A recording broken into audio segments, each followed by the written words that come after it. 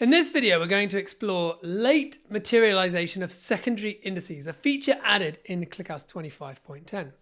To demonstrate this clearly, we need a secondary index that takes a while to create, and the vector index is the perfect choice for this. Okay, so we're going to create a table called dbpedia. You see we've got a bunch of metadata fields, and then we've got a field called vector that's an array of float 32 values.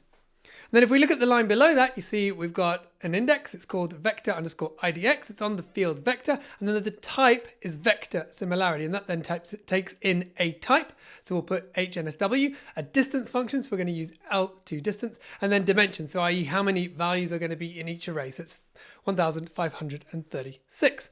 And we'll create that table. And then we're going to create ourselves another one that has exactly the same schema called dbpedia late. And that's going to be for comparison. Now I've downloaded some Parquet files that contain Wikipedia embeddings. I'll put a link to those in the description below.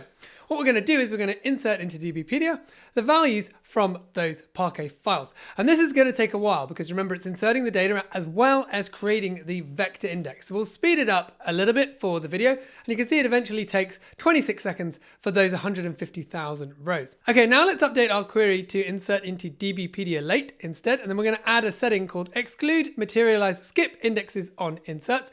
And in there we can then put the names of the indexes which we don't want to materialize. So for us, it's going to be vector_idx. And we'll run that and you can see it's very quick this time. So it's 2 seconds. And that's because the index hasn't been created.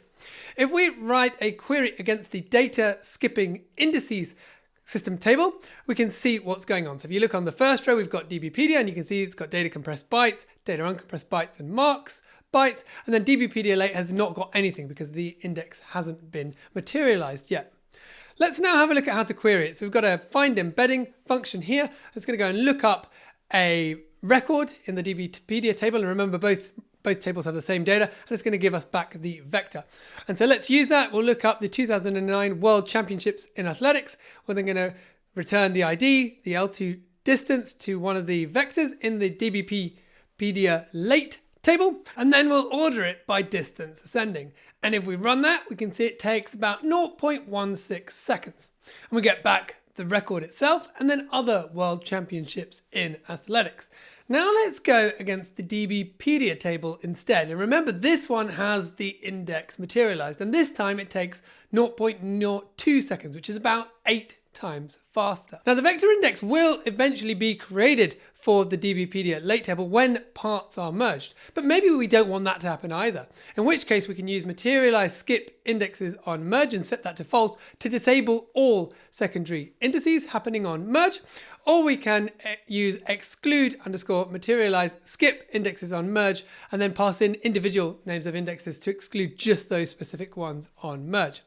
Either way, if we want to materialize it now, we can do this alter table command, tell it to materialize the index, and then we're going to set mutations sync to 2 so that it blocks until the index has been materialized. And again, this is going to take quite a while, and so we'll speed it up for the video, but you can see it takes 26 seconds to do that materialization.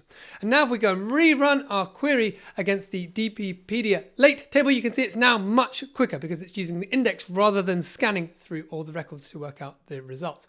For more from ClickHouse 25.10, you'll want to check out this video next.